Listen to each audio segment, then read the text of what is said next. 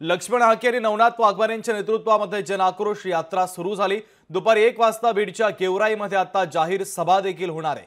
महत्त्वाची आणि मोठी बातमी आपण पाहतोय, जालन्यातून ओबीसी बचाव यात्रेला सुरुवात झाली आहे। शहरातील मंडल स्तंभाला अभिवादन करत यात्रेला प्रारंभ झाल्याचं दिसतंय। तर लक्ष्मण हाके आणि नवनाथ वाघमारे यांच्या नेतृत्वामध्ये जनआक्रोश यात्रा निघालेली आहे। तर दुपारी 1 वाजता बीडच्या गेवराईमध्ये जाहीर सभा देखील पार पडणार आहे।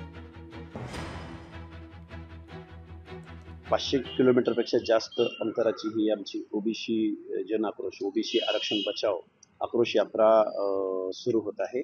आज आम्ही बिंदेश्वरी प्रसाद मंडल या मंडलांच्या स्मृतिप्रित्यर्थ त्यांच्या स्तंभाला आम्ही अभिवादन करत आहोत, ज्यांच्या माध्यमातून या देशभरामधल्या ओबीसींना सामाजिक न्याय हक्क मिळाले, त्यांच्या स्तंभापासून आज आम्ही सुरुवात करत आहोत। या मायबाप सरकारला आमच्या हक्क आणि अधिकाराविषयी आमच्या मनामध्ये जो संभ्रम आहे, तो संभ्रम या शासनासमोर आमचं गाऱ्हाणं मांडण्यासाठी, आक्रोश मांडण्यासाठी आम्ही ही यात्रा सुरू करत आहोत। लोकशाही मराठी ऐका, पहा, जागरूक रहा।